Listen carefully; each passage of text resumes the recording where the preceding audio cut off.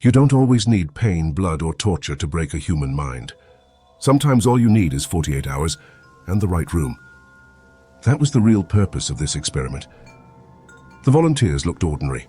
Office workers, students, parents, people with jobs to return to, messages waiting on their phones, lives outside the building. They all heard the same line during recruitment. We're studying group behavior under mild isolation. Nothing harmful, nothing extreme. They signed the forms, they took the payment, they walked in. And the first thing the researchers did was take away time. No phones, no watches, no windows, no clocks on the walls. Just artificial light, white and even, never changing. At first it felt almost boring. A few questionnaires, icebreaker games, group tasks, awkward laughter. People shared stories about their jobs, their partners, their favorite shows. If you saw them in those first hours, you'd think, they'll be fine. The experiment didn't start with suffering. It started with small adjustments. The lights dimmed, only a little. A low, almost inaudible hum appeared in the background. The temperature dropped by a couple of degrees. Nothing you could complain about. Nothing you could prove. Just enough to make the body tense without knowing why. By what might have been hour 10 or 12, no one was sure anymore. The group energy had shifted. People moved less. They spoke more softly. Their jokes stopped landing. One participant swore the lights were flickering. No one else saw it. They told him he was imagining things.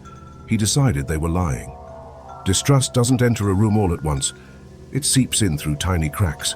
The next change was identity. The researchers brought in grey clothing and asked everyone to change for standardization. No logos, no collars, no jewelry. Names were replaced with numbers. The participants agreed. They told themselves it was normal, just part of the protocol. But something inside each of them registered the loss. I am no longer me. I am just one of many. Sometime later, 24 hours, 18, no one knew. A woman in the corner began to cry. When others asked what was wrong, she said, I just want to know if it's night or day. No one could answer.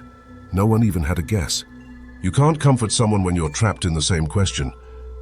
By the second day, if you can call it that, the room had split into factions. One group was convinced the researchers were trying to break them and refused to cooperate. Another group insisted everything was fine and that the others were being dramatic. A third group shut down, speaking only when necessary, eyes fixed on the floor. There was no enemy, no threat, no visible danger. Just uncertainty, stretching every minute into something sharp. And then the simplest event in the entire experiment triggered the collapse. The door clicked. Metal on metal, a sound everyone heard. Slowly it opened. Silence. Then movement. Some participants stood up instantly. This was it, freedom. Others hesitated, suddenly afraid of what waited outside. Beyond the doorway was another room. Same lighting, same walls, same humming sound, same grey benches. A perfect copy. Half the group refused to step through. They said it was a trick, a way to push them further. The other half argued that staying in the first room was even worse. Voices rose. People shouted over each other. Old alliances shattered in minutes. The researchers still did not intervene. They watched. Because this was the real experiment. Not how people react to pain, how they react to not knowing. By the 48th hour, 3 participants were nearly catatonic, staring into space, barely responding to questions. Several were shaking with anxiety. 2 insisted it had only been a single day. One man became convinced he was the only real subject, and everyone else was an actor. But the worst damage was quieter. Most of them no longer trusted their own perception. When the experiment finally ended, when the real doors opened to the real outside, some cried. Some laughed. One asked the researcher, "Are you sure this part isn't still part of it?" What broke them wasn't violence. It wasn't hunger. It wasn't isolation in the physical sense. It was ambiguity. The human mind can endure extraordinary pain if it understands why it's happening and when it will stop. Take away the why, erase the when, leave only the question mark, and the mind will begin to eat itself. That's what this experiment revealed. You don't need to chain people to control them.